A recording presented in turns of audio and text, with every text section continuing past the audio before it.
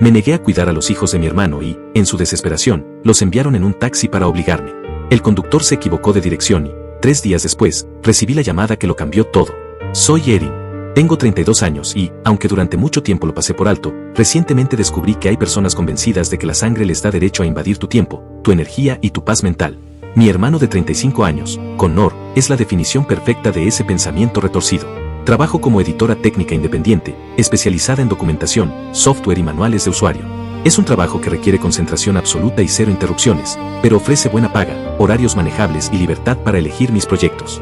Construí mi carrera desde cero después de 6 años en un entorno infernal, así que mi tiempo es sagrado. Entre reuniones con clientes, investigación de proyectos, complejos y visitas técnicas para entender ciertos sistemas antes de escribir sobre ellos, mi rutina necesita orden y silencio. Cualquier complicación lo arruina todo, y vigilar a niños pequeños es precisamente lo opuesto a tener un entorno controlado. Connor trabaja como gerente regional de ventas en una compañía farmacéutica, gana unos buenos 90,000 pesos contando bonos. Tiene 2 hijos con su esposa y logró convencerse de que todas sus dificultades deben ser resueltas con la ayuda de otros. Mejor dicho, por mí.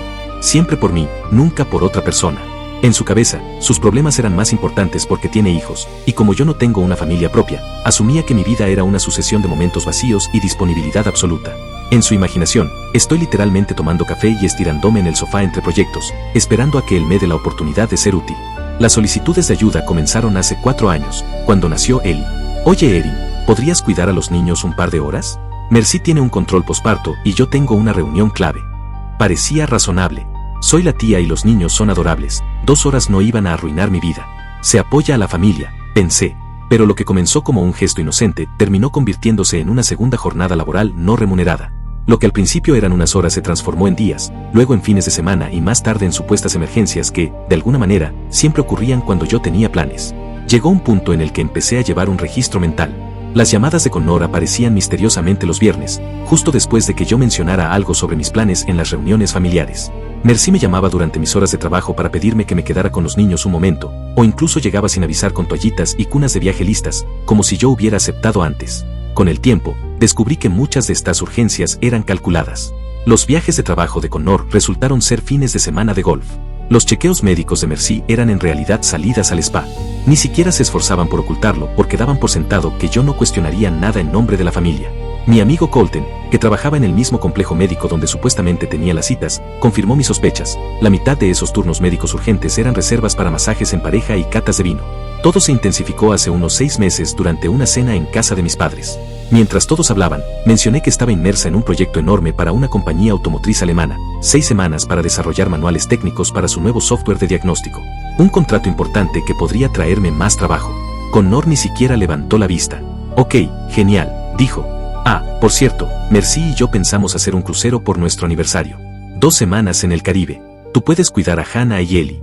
La escuela está funcionando, así que solo serían los traslados.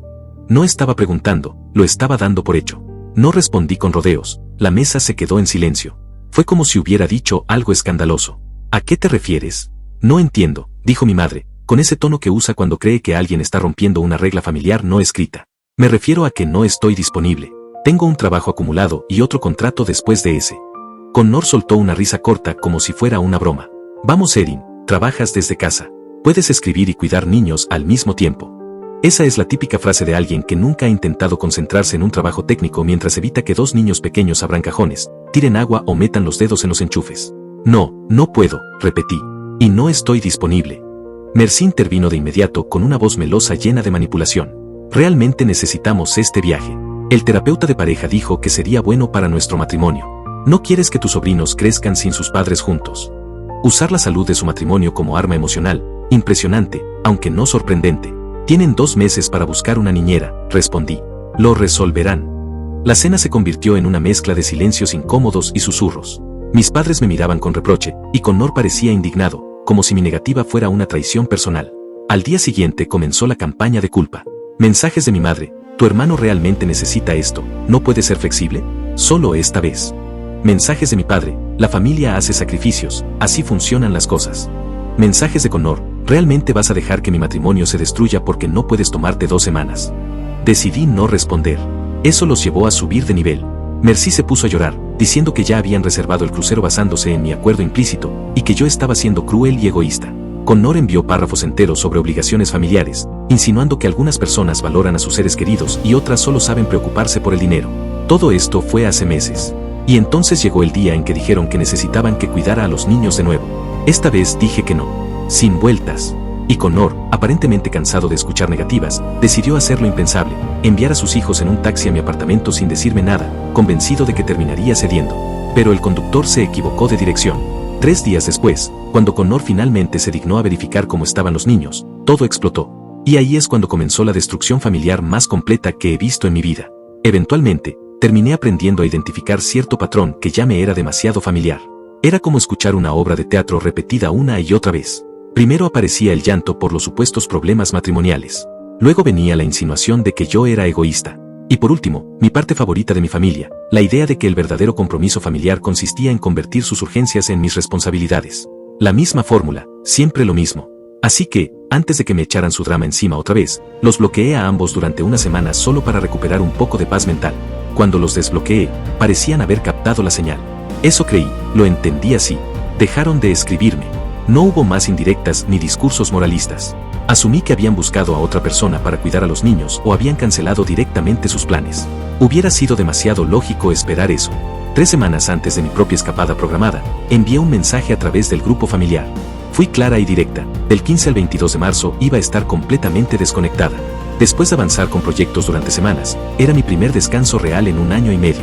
Avisé que mantendría el celular en silencio excepto para emergencias. Que estaba dispuesta a no hacer absolutamente nada. Información precisa, límites explícitos, planificación anticipada.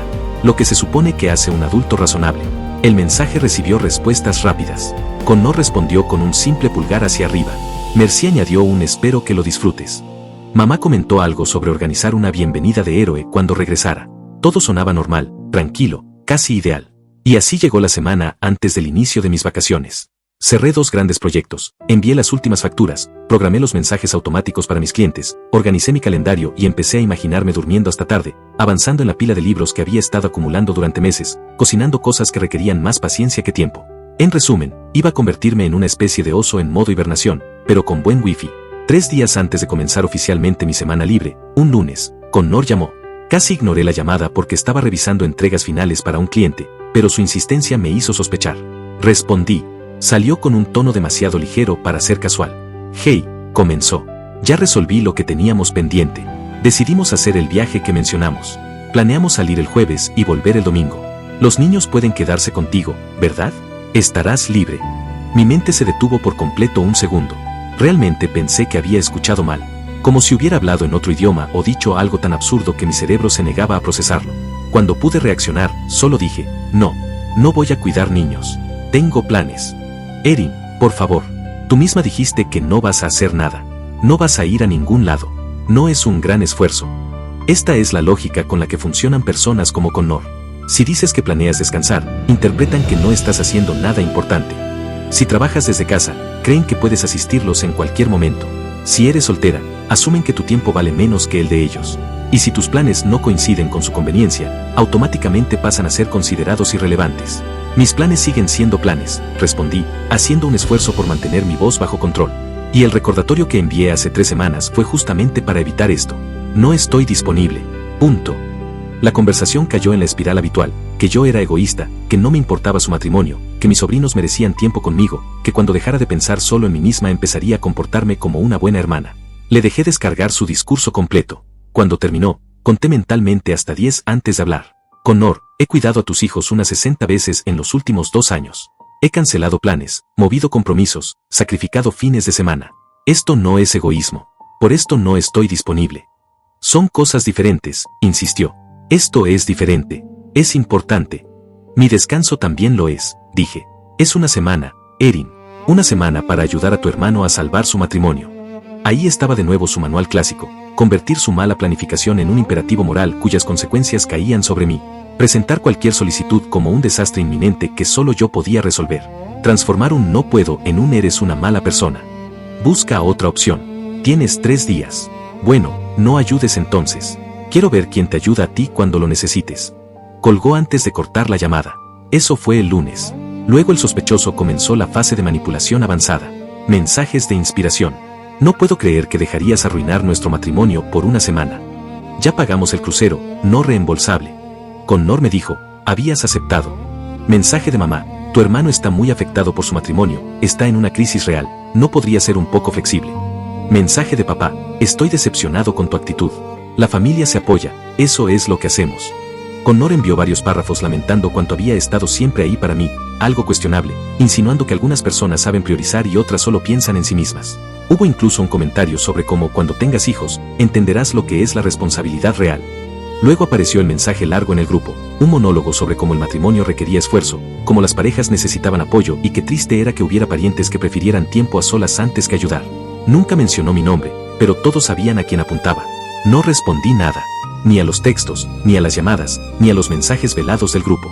Cualquier respuesta hubiera alimentado el fuego. Algunas personas piensan que el silencio significa debilidad, creen que si presionan lo suficiente y tocan las teclas correctas, cederás al chantaje emocional. Lo que Connor no sabía era que se acercaba a una lección, costosa y necesaria. El miércoles pasó sin ruido, y ese silencio repentino me pareció demasiado doloroso. Aún así, asumí que habían conseguido otra niñera o se vieron obligados a modificar sus planes. Era lo más lógico con tan poco margen de tiempo. Finalmente llegó el jueves, el primer día de mi largo descanso. Me desperté sola, sin alarma, casi a las 9 en punto. Preparé un desayuno elaborado, de esos para los que nunca tengo tiempo, organicé mi rincón de lectura, encendí algunas velas y puse el celular en no molestar, excepto para mis contactos favoritos. Ese instante de paz absoluta era lo que había esperado 18 meses sin parar. Lo que yo ignoraba era que, en algún lugar de la ciudad, esa misma mañana, Connor había decidido que no era una opción válida. Y que si yo no iba a ayudar por mi propia voluntad, él se aseguraría de que sucediera de todos modos, usando puro ingenio imprudente. Durante muchos años, vi a mi hermano repetir la misma conducta, como si estuviera atrapado en un ciclo del que nunca intentó salir. Siempre elaboraba planes absurdos disfrazados de soluciones brillantes y luego actuaba como si el mundo debiera aplaudir su creatividad. Esta vez no fue diferente. Según su lógica retorcida, la mejor manera de resolver su problema era enviarme a los niños sin aviso, usando un taxi como si fuera un servicio de paquetería, con la intención de que aparecieran en la puerta de mi apartamento sin previo aviso. Para él, era infalible. Yo no sería tan fría como para dejar a 2 niños pequeños parados frente a mi puerta y, como asumía que no tendría más opción que recibirlos, consideraba el asunto cerrado. En su mente, todo terminaba con una única conclusión: problema resuelto, resistencia eliminada. Y Connor, una vez más, salía victorioso. Ese jueves, exactamente a las 9 de la mañana, decidió lanzar lo que consideraba su gran jugada. Necesito un taxi. Instaló a Hannah, que a sus 7 años ya era más consciente de las situaciones que su padre, y a Ellie, de solo 5, en el asiento trasero. Puso una mochila junto a ellos, pequeña, con ropa doblada a la ligera, algunos bocadillos y peluches que los acompañaban a dormir desde que eran bebés. Luego le entregó al conductor un papel con la dirección que, según él, era la correcta, y le pidió que los dejara directamente en el apartamento, 3B. Incluso le pagó un suplemento adicional para asegurarse de que los subiera hasta la puerta. No dejó un mensaje, no escribió una nota, no salió, no hizo absolutamente nada para advertirme. Los despachó como si fueran 2 cajas listas para entrega en un almacén, confiando plenamente en que me vería obligada a recibirlos y que después todo seguiría como si lo hubiéramos hablado previamente. Para Connor, esa era su forma de resolver conflictos, llevar las situaciones al límite para evitar que yo rechazara sus decisiones, ignorar mis límites y priorizar siempre su comodidad por encima de la vida de los demás. Era una dinámica que se había repetido durante años. Pero su plan increíblemente perfecto se desmoronó antes de dar el primer paso. Lo arruinó con un detalle mínimo, uno que él mismo habría considerado insignificante. Dio la dirección equivocada. Yo vivo en 1847 Maple Street, apartamento 3B. Connor, sin verificar nada, sin confirmarlo y sin pensarlo 2 veces, entregó al taxista 1487 Maple Street. Un simple cambio de orden en los números, que terminó siendo una ubicación completamente diferente, a varios barrios de distancia. Casi 4 millas, 6.5 kilómetros, separaban el lugar de donde yo realmente vivía. El error, el conductor, quizás distraído, quizás confiando demasiado en lo que le dijeron, o simplemente sin querer complicarse, tomó la información tal cual, la escribió en el GPS y nunca cuestionó si era correcta. No llamó a nadie, no pidió confirmación, no mostró la menor duda antes de arrancar. Solo siguió la ruta marcada. Llegó a la dirección y estacionó sin imaginar las consecuencias. La casa frente a la cual se detuvo era una vivienda pequeña, ordenada, con un jardín, también distinta. Parecía sacada de una revista. En la entrada, una mujer estaba inclinada sobre macetas, arreglando semillas y revisando el estado de sus flores. El conductor asumió que debía ser la persona encargada de recibir a los niños, así que lo sacó del vehículo, le dio la mochila a Hannah y les deseó un buen día, como si eso fuera lo más normal del mundo. Y se fue sin verificar absolutamente nada más. Los dejó allí solos en medio de una acera desconocida, frente a una casa completamente extraña para ellos. La mujer era la señora Margaret, una maestra jubilada que había vivido en la misma propiedad durante casi 40 años. Cuando levantó la vista y vio a los niños parados en la acera, confundidos y tímidos, pensó que tal vez eran nietos de algún vecino, o que habían tocado en la casa equivocada. En esa zona, el GPS solía equivocarse mucho, así que la idea no era del todo descabellada. Hannah, tratando de mantener la compostura, intentó explicar que iban a casa de su tía Erin, pero no sabía el número real de la dirección, ni el apellido, ni el número de teléfono correcto. Ellie, por su parte, sostenía su dinosaurio de peluche con tanta fuerza que sus nudillos se pusieron blancos y parecía a punto de estallar en llanto. La señora Margaret reaccionó como cualquier persona sensata, educada y con un mínimo de empatía lo haría en tal situación. Se acercó suavemente, respondió con voz amable y les preguntó si estaban perdidos. Ambos asintieron sin decir demasiado.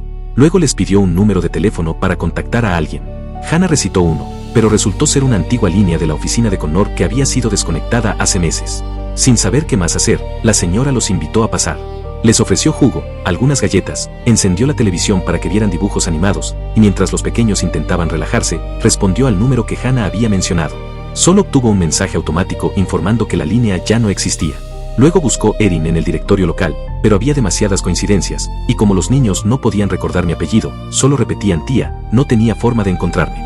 Convencida de que todo era un error temporal, pensó que los padres aparecerían tan pronto como notaran el malentendido. Así que esperó. Y esperó. Y siguió esperando. Pero nadie llegó.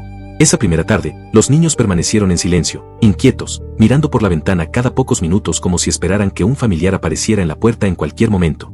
La señora Margaret les preparó la cena, arregló la sala de visitas y les aseguró que estaba segura de que su familia vendría a buscarlos en cualquier momento, que solo había sido un pequeño accidente. Pasó el viernes. Todo el asunto continuó sin que nadie tocara el timbre. Los mantuvo alimentados, limpios y entretenidos. Y como no mostraban signos de haber sido maltratados o abandonados intencionalmente, no quería llamar a la policía todavía. Tenía miedo de asustarlos aún más y estaba convencida de que los padres regresarían pronto en cuanto se dieran cuenta del error. Así que esperó de nuevo. El sábado fue un tributo al día anterior. Pasaron 3 días completos. Exactas 72 horas en las que estos dos niños vivieron dentro de una casa desconocida mientras su padre todavía pensaba que estaban conmigo, y yo seguía en mi apartamento sin tener idea de que mis sobrinos estaban desaparecidos para mí, pero viviendo una situación absurda y peligrosa para ellos. El descubrimiento, en mi casa, esos días fueron tranquilos. El jueves me dediqué a leer 3 libros para terminar sin interrupción. El viernes cociné recetas que siempre posponía por falta de tiempo y me di el gusto de ver una película. El sábado, con una calma casi terapéutica, limpié mi casa de arriba a abajo. Tenía el teléfono en silencio, no recibí llamadas, no revisé mensajes, no escuché nada que rompiera mi descanso. Para mí, esos días fueron una especie de retiro. Agradecí el silencio sin saber lo que realmente estaba pasando. Mientras tanto, Connor y Mercy estaban en medio de una escapada romántica. Zarparon en un crucero el mismo jueves que me envió a los niños. Seguramente, disfrutaron de buffets, piscinas y bebidas tropicales, convencidos de que su plan había funcionado a la perfección. Yo me quedaba con los niños mientras ellos se relajaban en alta mar. Pero todo se derrumbó a las 7 de la tarde del sábado. Mi teléfono empezó a sonar. Era Connor. Había ignorado sus llamadas durante días para evitar más manipulación. Estaba a punto de rechazar esa también, pero algo en mí sintió tristeza por escuchar qué historia fabricaría esta vez, o tal vez solo quería decir no de nuevo por el simple alivio que me daría establecer límites. Contesté. Hey. Saludó con una alegría desvergonzada, ese tono plastificado que usa la gente cuando cree que todo salió exactamente como planeaban. Solo llamaba para agradecerte por cuidar a los niños. Realmente aprecio que finalmente aceptaras a pesar del malentendido. Y en ese instante, cuando todavía no sabía lo que realmente había pasado, sentí un escalofrío recorriendo todo mi cuerpo. La temperatura en mi apartamento pareció colapsar de repente, como si alguien hubiera abierto una puerta en pleno invierno. Sentí un estremecimiento que me recorrió desde el estómago hasta la nuca y, por un instante, tuve la impresión de que el suelo bajo mis pies se tambaleaba. La frase que acababa de escuchar simplemente no encajaba en ninguna versión de la realidad en la que yo vivía. ¿Qué estás diciendo? Fue lo único que pude decir. Los niños, repitió Connor, con esa tranquilidad irresponsable que siempre había tenido. Hannah y Ellie. Gracias por no armar un escándalo por esto. Sé lo que discutimos el lunes, pero la familia ayuda, ¿verdad? Mercy y yo necesitábamos este tiempo. Tuve que respirar hondo antes de responder, eligiendo cada palabra con el mismo cuidado con el que uno desactiva un explosivo. Connor, ¿de qué niños estás hablando exactamente? El silencio que siguió fue absoluto. Ni un suspiro ni un ruido de fondo. Nada. Luego vino un sonido extraño, como si estuviera luchando por entender algo que no cabía en su cabeza. Mis hijos, dijo al fin, articulando cada sílaba como si hablara con alguien que no entiende el idioma. Hannah y Ellie, los que envié a tu apartamento el jueves por la mañana. El mundo entero pareció torcerse hacia un lado. Connor, respondí, cada palabra un golpe seco. Yo no tengo a tus hijos. Esta vez, el silencio se estiró como una cortina a punto de romperse. ¿Cómo que no los tienes? ¿Qué significa eso? Significa exactamente eso, respondí, sintiendo como mi corazón latía con fuerza. No están aquí. No han estado aquí. No los he visto desde... Escuché su respiración cambiar. Atrás quedó la confusión para entrar en un pánico creciente. No tiene gracia, Erin, escupió, tratando de sonar fuerte pero su voz temblaba. No es momento para bromas. No estoy. No tengo a tus hijos. Te dije que no podía cuidarlos. He estado de vacaciones toda la semana sola. No hay nadie más aquí. El sonido que hizo después no fue un grito, pero estuvo peligrosamente cerca. Los metí en un taxi el jueves por la mañana, balbuceó. Le di al conductor tu dirección. Tenían que llegar antes de las 10. Mi visión se estrechó. Ese efecto túnel que te invade cuando tu cuerpo detecta que algo terrible está sucediendo. Connor, dije tratando de mantener la calma. Si los enviaste el jueves, entonces están desaparecidos. Llevan desaparecidos 3 días. Y ahí, por primera vez desde que lo conocí, lo escuché gritar de verdad. No, no puede ser. Connor, insistí. Si los enviaste hace 3 días, ¿verdad? Llevan desaparecidos 3 días. El colapso de Connor comenzó de un segundo a otro, como si toda la presión que llevaba acumulando hubiera explotado sin aviso. Cuando respondí al teléfono, tan pronto como pude reconocer su voz, estaba gritando completamente fuera de sí, mezclando frases sin sentido entre sollozos, respiraciones entrecortadas y palabras atropelladas. Repetía que no podía estar pasando, que era imposible, que yo tenía la culpa por no haber atendido sus llamadas y por no haber estado esperando a los niños cuando llegaron. Era absurdo, pero su desesperación era tan grande que ni siquiera se permitía analizarlo. No perdí ni un segundo discutiendo. Colgué y dejé que el silencio volviera a mi apartamento. El rescate. Tan pronto como el teléfono se apagó, mi mente entró en un modo automático, casi profesional. No tenía espacio para emociones, solo era importante actuar rápido. Tomé mi portátil, cargador de teléfono, una libreta donde guardaba contactos y abrí la carpeta donde tenía almacenados años de conexiones, laborales y personales. Sabía perfectamente que cada minuto contaba. Ya no era un problema entre Connor y yo. Ya no se trataba de su manipulación ni de su chantaje emocional disfrazado de emergencias familiares. Ahora era una búsqueda real. 2 niños, Hannah, 7, y Ellie, 5. Perdidos hace 72 horas porque su padre pensó que enviarlos en taxi era una forma aceptable de resolver sus problemas. Y no iba a dejar que eso pasara ni un minuto más. Hice lo primero que cualquier persona responsable debería, marcar el 911. Hablé con voz clara sin omitir un solo detalle. Expliqué que eran 2 menores, dije sus nombres completos, sus edades. Describí su última ubicación, casa de Connor, y detallé el destino al que aseguró haberlos enviado, mi apartamento. Reconstruí la línea de tiempo desde el momento en que insistió en enviarlos. El operador tomó nota de todo y me aseguró que enviarían patrullas tanto a mi dirección como a la suya. Pero no esperé. Sabía que si algo salía mal, esa espera podría costar demasiado. Abrí mi lista de contactos y comencé a llamar a cada persona que pudiera ayudar. Lo hice sin vergüenza ni duda. Llamé a un viejo amigo de la universidad que ahora trabajaba como oficial de patrulla, me atendió al primer tono y, al escuchar mi voz temblando, me dijo que se haría cargo. Llamé a una mujer con la que había trabajado en un artículo sobre atención médica, recordé que mencionó que su esposo manejaba comunicación interna en emergencias. Luego marqué al tipo cuyo hermano trabajaba en búsqueda y rescate. Hice más llamadas esa mañana que en un mes entero de trabajo. Y justo ahí, entendí el valor de haber sido siempre una profesional, respetuosa, accesible. La gente recordaba a quien los trataba bien. No era un ángel pidiendo un favor imposible, era alguien que había dejado buenas impresiones, alguien que había trabajado con ellos, que les había ayudado con artículos, entrevistas, reportajes. Por eso me escucharon, y por eso actuaron rápido. En menos de una hora, 3 oficiales estaban trabajando en el caso personalmente, no como parte de una rutina diaria, sino como una prioridad. A las 2, ya habían rastreado las cámaras de tráfico de la mañana del jueves, analizado cada intersección por donde había pasado un taxi coincidente con la hora estimada. Finalmente, dieron con la placa. Un taxi que salió de la casa de Connor llevando a 2 menores fue seguido digitalmente a través de varias intersecciones. Este seguimiento los llevó a la compañía de taxis. El conductor fue localizado rápidamente y recordó el servicio sin problemas. Dijo que había dejado a los niños en la dirección que le dieron, 1487 Maple Street. Pero Connor en realidad había escrito 1487 en lugar de 1847. Solo un número fuera de lugar haciendo la diferencia entre seguridad y caos. Gracias a este error, Hannah y Ellie terminaron en un barrio completamente diferente, a 3 cuadras de distancia de cualquiera que conocieran. En la tercera hora de búsqueda, la policía ya había localizado la casa donde se alojaban. Cuando los oficiales tocaron a la puerta, la señora Margaret apareció confundida, sosteniendo a Ellie mientras Hannah miraba televisión detrás de ella. La mujer explicó que los niños habían llegado solos diciendo que esperaban a un familiar. Como parecían estar cuidados y no en peligro inmediato, asumió que alguien vendría pronto a buscarlos. Había hecho lo mejor que pudo dentro de su lógica. alimentarlos, proporcionarles un lugar seguro para dormir. Los oficiales me llamaron tan pronto como confirmaron que los niños estaban bien. No tardé en conducir hasta el lugar. Toda la tensión acumulada durante horas se convirtió en un nudo en mi garganta. Cuando los vi, Hannah y Ellie estaban sentados en la sala con los hombros encogidos, ojos rojos y una mezcla de alivio y miedo. Cuando entré, tan pronto como me reconocieron, corrieron hacia mí llorando, sollozando diferentes cosas al mismo tiempo, que se habían perdido, que no sabían qué hacer, que no entendían por qué el tía Erin, no había llegado. Los abracé fuertemente. Ya están conmigo, les dije. No voy a dejarlos solos. Vamos a casa. La policía pidió nuestras declaraciones, y la señora Margaret se disculpó más de una vez.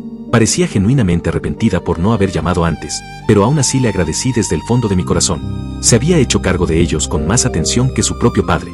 La confrontación, cuando regresé con los niños a mi edificio, vi el auto de Connor estacionado frente a mi puerta. Había llegado directamente después de nuestra llamada. Según los vecinos, había estado golpeando la puerta durante 3 horas, gritando mi nombre y exigiendo respuestas. Tan pronto como vio a los niños bajar conmigo, su rostro se transformó. Fue como ver dos emociones opuestas luchar entre sí, un alivio que se convirtió casi inmediatamente en un ataque de rabia. ¿Dónde estaban?, me increpó como si yo fuera la responsable. En la dirección equivocada que tú mismo escribiste, respondí sin levantar la voz. El taxista los dejó en una casa desconocida el jueves por la mañana. Han estado allí 3 días completos. Su rostro perdió color de inmediato. Pero te di tu dirección, ¿no? Diste la dirección equivocada. Y peor que eso, nunca verificaste si llegaron. No llamaste. No escribiste. No preguntaste. No entiendo absolutamente nada. Solo asumiste que todo salió bien porque eso es lo que debías creer. Intentó defenderse. Dijo que estaba saturado de trabajo, que el viaje ya estaba reservado y no quería perder el dinero, que pensó que si algo pasaba yo lo habría llamado. Cada excusa sonaba más débil que la anterior. Nada podía justificar que alguien dejara a sus hijos sin supervisión durante 3 días completos. Eso no es un error, eso es irresponsabilidad al borde del desastre. Vete, le dije finalmente. Los niños se quedan conmigo esta noche. Mañana iremos de nuevo con la policía, y vas a explicarle a los servicios de protección infantil por qué enviaste a tus hijos en un taxi a casa de alguien que claramente te dijo que no iba a cuidarlos. Connor intentó resistirse, diciendo que estaba exagerando, que cualquiera podía equivocarse. Entonces saqué el teléfono y le mostré la copia digital del informe oficial de negligencia, peligro para niños que son abandonados. El color desapareció por completo de su rostro. Entendió que esto no se resolvería con disculpas superficiales. ¿Realmente vas a destruir mi vida por un error que me dijiste? Tú cometiste el error, le respondí. Yo solo me aseguro de que se resuelva. Se fue furioso, llamando a Merci mientras bajaba las escaleras. Estaba claro que iba a haber una versión diferente para protegerse. No me importaba eso. Lo único que importaba eran Hannah y Ellie. Esa noche los alimenté, los bañé y los coloqué en la habitación de invitados con mantas acolchadas y luz tenue.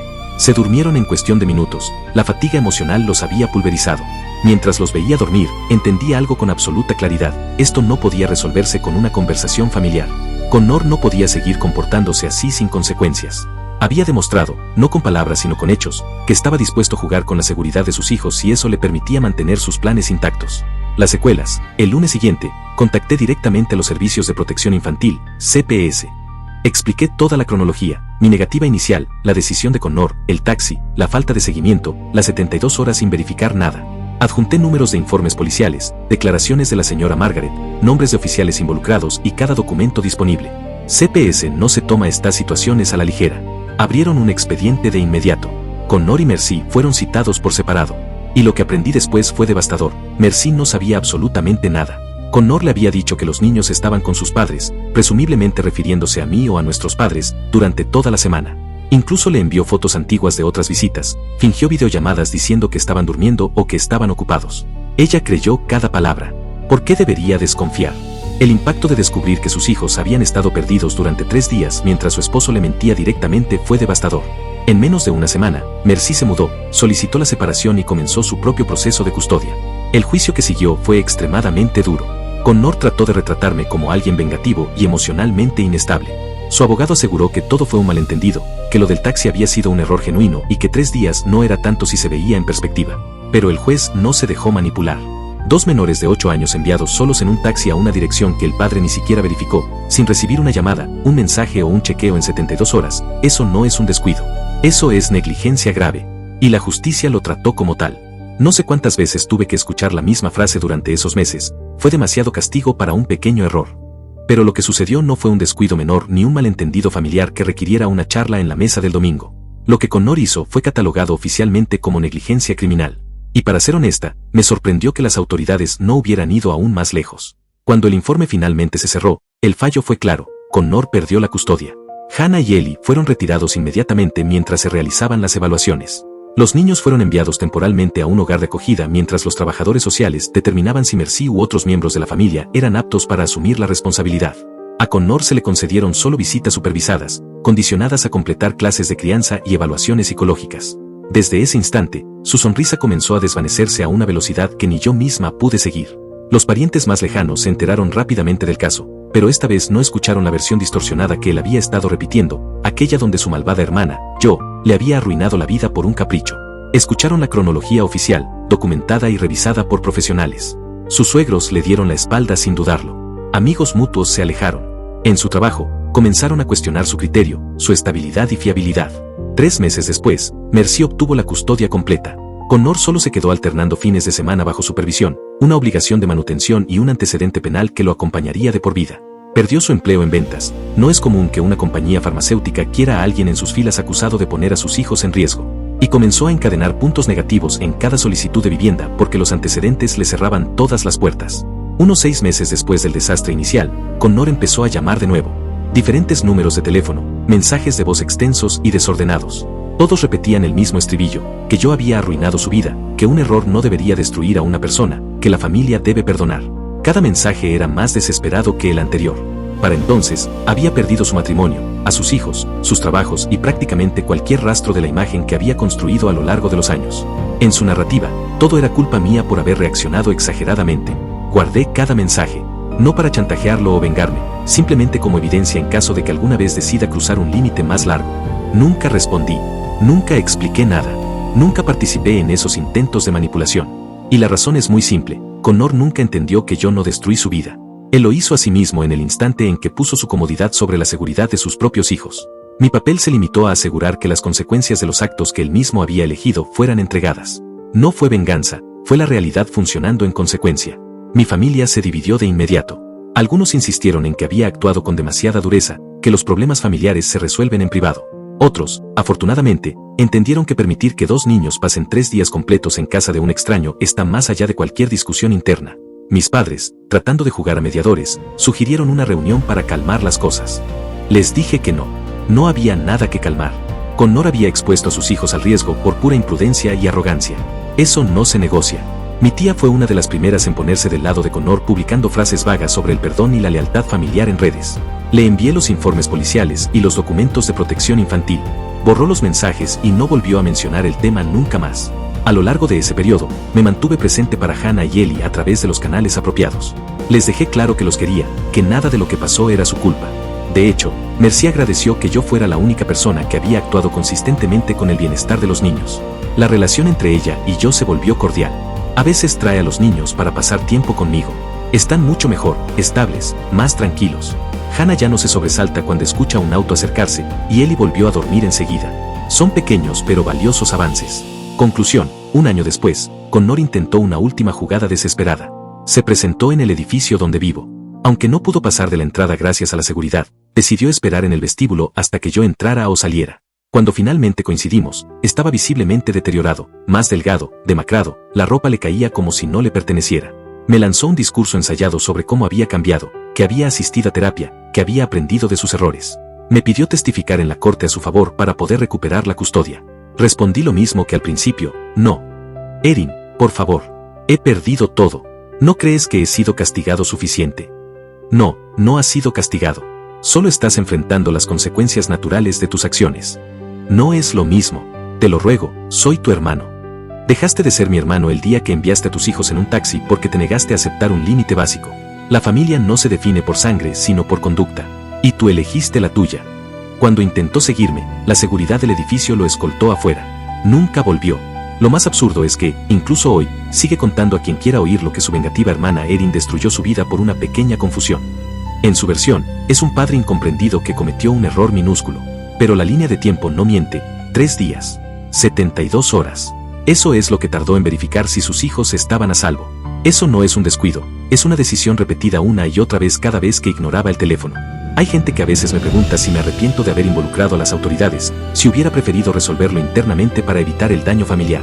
Mi respuesta es siempre la misma: no. La familia no existe para encubrir comportamientos peligrosos. La familia protege a los vulnerables, exige responsabilidad y antepone la seguridad a la comodidad. Connor quería que yo priorizara su conveniencia sobre el bienestar de Hannah y Ellie. Eso no es familia, eso es complicidad. Desde entonces, he construido una vida sólida. Mi carrera avanzó más que nunca, mis límites personales son definidos y respetados, mis relaciones son más sanas. Hannah y Ellie prosperan con su madre. Connor vive en un pequeño estudio, trabaja en un empleo minorista y sigue culpando a todos menos a sí mismo. Algunos dirán que es un destino cruel, yo lo llamo consecuencia proporcional. Jugó con la seguridad de sus hijos porque decir lo siento, no puedo cuidarlos le parecía demasiado humillante. 3 noches completas en casa de un extraño, todo porque su orgullo pesaba más que el bienestar de sus hijos. Ese no es un error que se pueda barrer bajo la alfombra. Y lo más irónico es que no necesité ejecutar ninguna venganza elaborada. No tuve que planear nada. Fue suficiente con decir la verdad, documentar todo y dejar que el sistema hiciera su parte. Connor se destruyó a sí mismo, yo simplemente me negué a limpiar lo que dejó atrás. Últimamente, he sabido que está intentando reconectar con sus hijos ahora que son mayores. Según me contaron, ha enviado algunos mensajes, ha intentado tener pequeños gestos, verlos aunque sea unos minutos. Pero ni Hannah ni Ellie muestran mucho interés. No es agresión impulsiva ni ira adolescente, sino algo más simple y duro, recuerdan.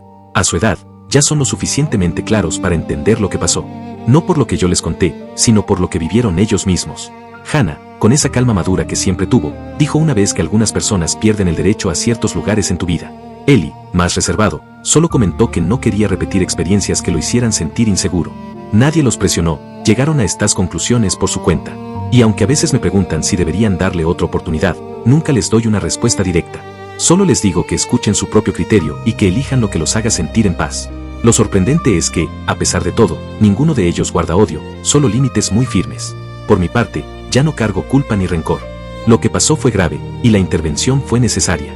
Y aunque algunos puedan encontrarlo exagerado, sé que actuar como lo hice evitó algo peor. No me convertí en la enemiga de la familia, como él insiste en entender, sino en la adulta que decidió no mirar hacia otro lado cuando 2 niños quedaron expuestos por la irresponsabilidad de su propio padre. Lo más curioso es que mientras Connor intenta mantener una imagen que ya no existe, quienes realmente avanzaron fueron los niños. Hannah está centrada en su futuro, llena de determinación. Ellie nunca deja de sorprender con su creatividad y esa habilidad natural para resolver problemas. Los veo crecer seguros, rodeados de gente que realmente vela por ellos. Y eso, honestamente, vale más que cualquier reconciliación forzada o cualquier tregua improvisada. A veces, cuando pienso en todo, me doy cuenta de algo que nunca esperé sentir: tranquilidad. No porque la situación fuera fácil, sino porque elegí lo correcto cuando era difícil. No tuve que presionar a nadie ni manipular nada, simplemente hice lo que debía hacer y dejé que cada uno enfrentara las repercusiones de sus propias decisiones. Mientras tanto, mi vida siguió su curso: trabajo estable, relaciones sanas, límites claros. Y cuando Hannah y Ellie me visitan, me doy cuenta de que esta estabilidad es precisamente lo que quería que tuvieran algún día. Quizás esa sea la parte más irónica de todo. Al final, no fui yo quien provocó la ruptura familiar, sino quien evitó que una irresponsabilidad los lastimara aún más. Connor sigue buscando explicaciones para una caída que él mismo inició. Yo, en cambio, sigo adelante sin drama, sin discursos, solo con la certeza de que proteger a 2 niños valió la pena, infinitamente más que preservar las apariencias familiares. Y cada vez que veo a Hannah reír sin miedo, o a Ellie construir algo nuevo, supongo que esa es la verdadera victoria. No necesito que nadie reconozca lo que hice, la evidencia vive en cómo están ellos ahora. Y para mí, eso es suficiente.